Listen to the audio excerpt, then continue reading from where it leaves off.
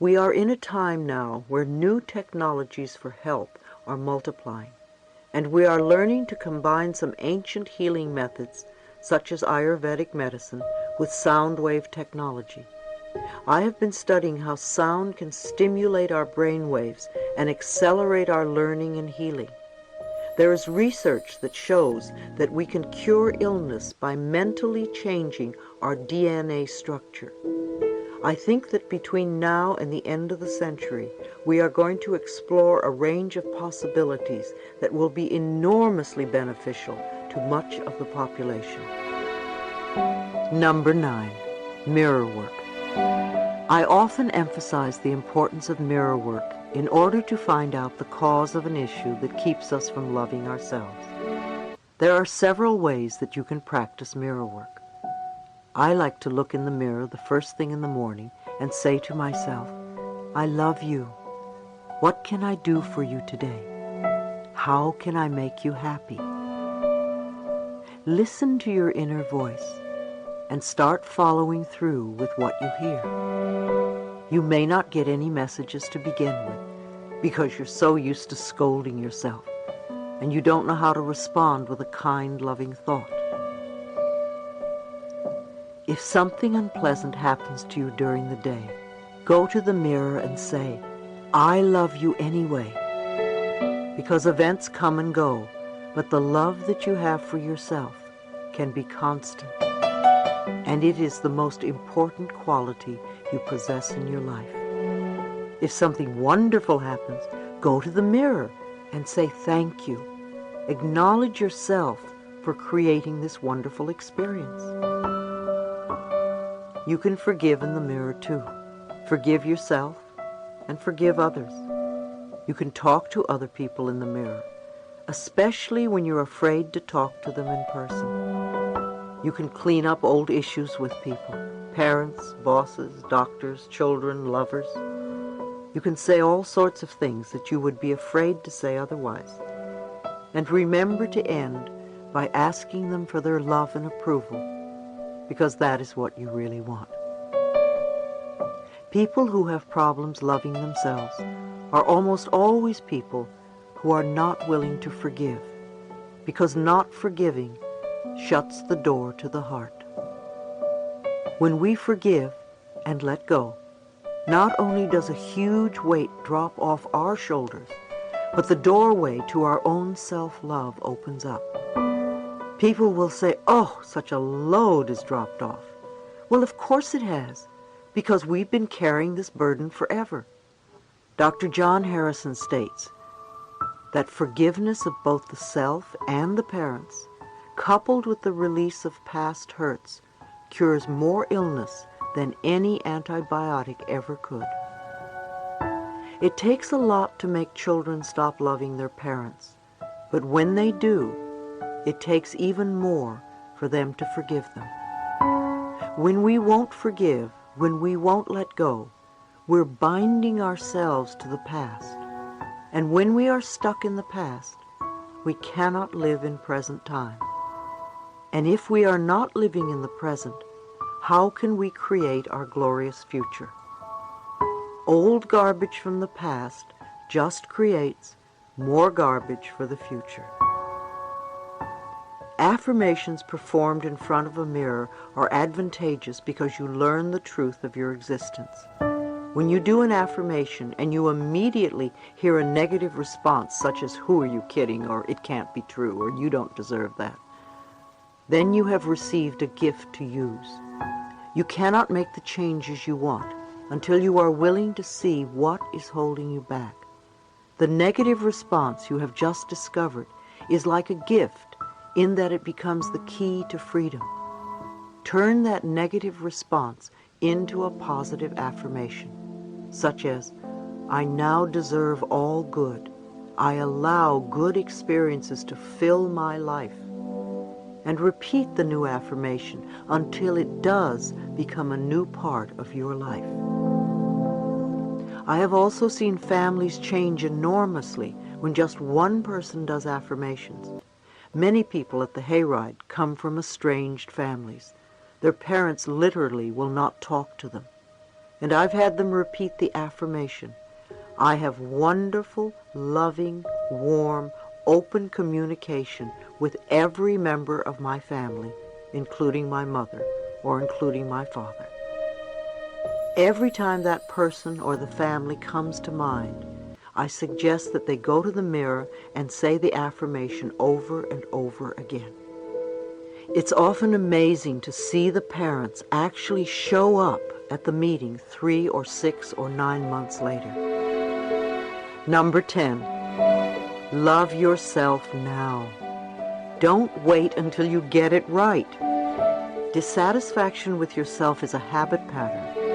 If you can be satisfied with yourself now, if you can love and approve of yourself now, then when good comes into your life, you will be able to enjoy it. Once you learn to love yourself, you can begin to love and accept other people. We can't change other people, so leave them alone. We spend a lot of energy trying to make others different. If we used half that energy on ourselves, we could make ourselves different.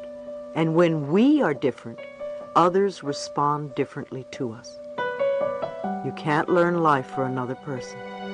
Everyone has to learn his or her particular lessons. All you can do is learn for yourself, and loving yourself is the first step. So you are not brought down by other people's destructive behaviors. If you are in a situation where you are with a really negative person who doesn't want to change, you need to love yourself enough to move away from that. One woman told me that her husband was very negative and that she didn't want him to be a bad influence on her 2 little children.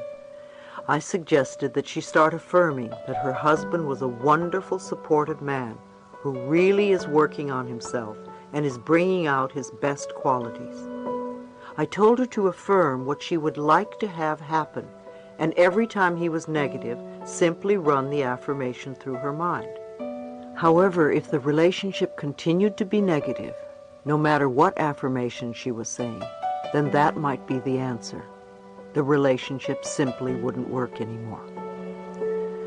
Because of the increasing divorce rate in our country, I think a question that many women need to ask themselves before they have children is, am I willing to support these children totally on my own?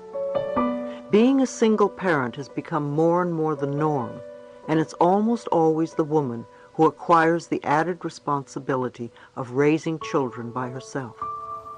There was a time when marriages lasted a lifetime, but times have changed, so it's definitely a situation to be considered. Far too often we stay in abusive relationships and allow ourselves to be put down. What we are saying to ourselves is, I'm not worth loving, so I will stay here and accept this behavior because I must deserve it, and I'm sure nobody else would want me. I know that I sound simplistic and repeat the same expressions over and over again, but I truly do believe that the quickest way to change any problem is to love who we are.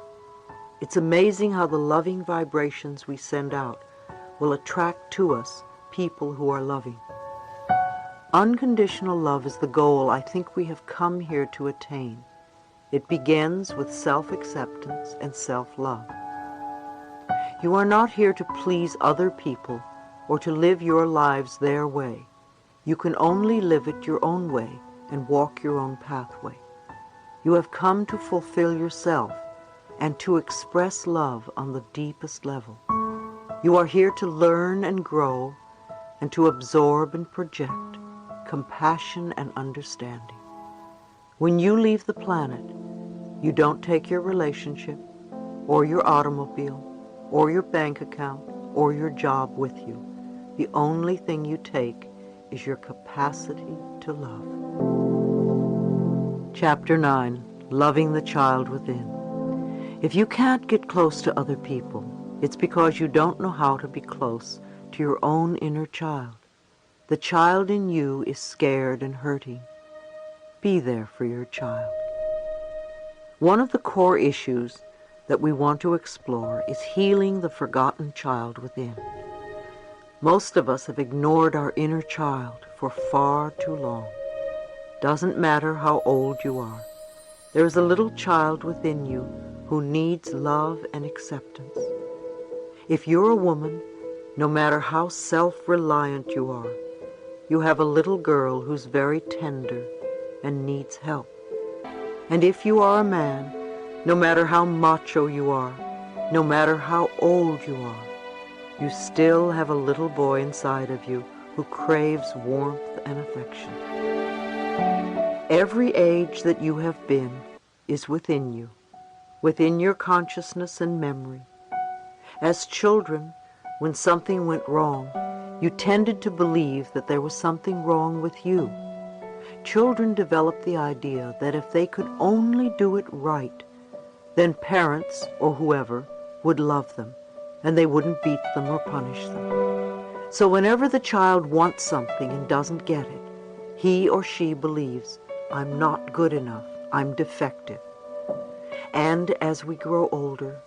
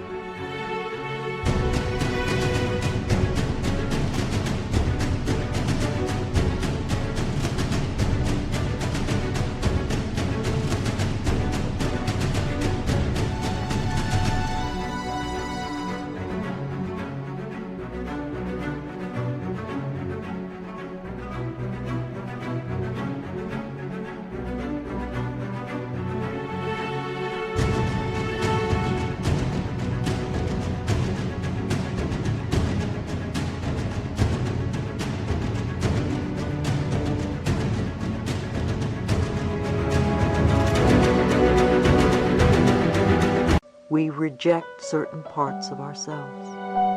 At this point in our lives right now, we need to begin to make ourselves whole and accept every part of who we are.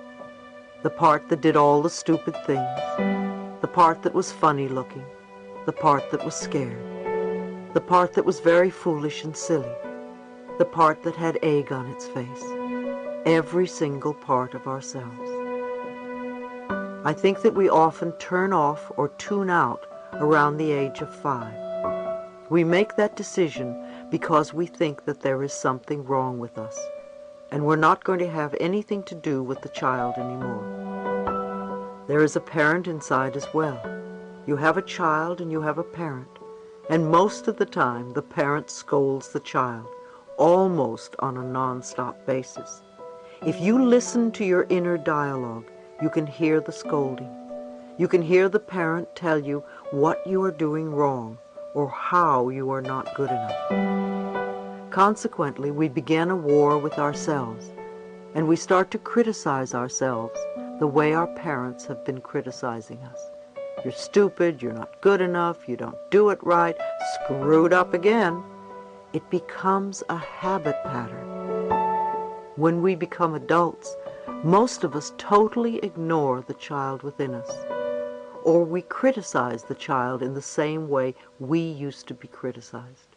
We continue the pattern over and over again. I once heard John Bradshaw, author of several marvelous books on healing the inner child, say that each of us has 25,000 hours of parent tapes within us by the time we are adults. How many hours of those tapes do you think are telling you how wonderful you are? How much says that you are loved, or that you are bright and intelligent, or that you could do anything you wanted to and would grow up to be the greatest person? In reality, how many hours of those tapes are saying no, no, no in all its many forms? It's no wonder we say no to ourselves, or should, all the time. We are responding to those old tapes.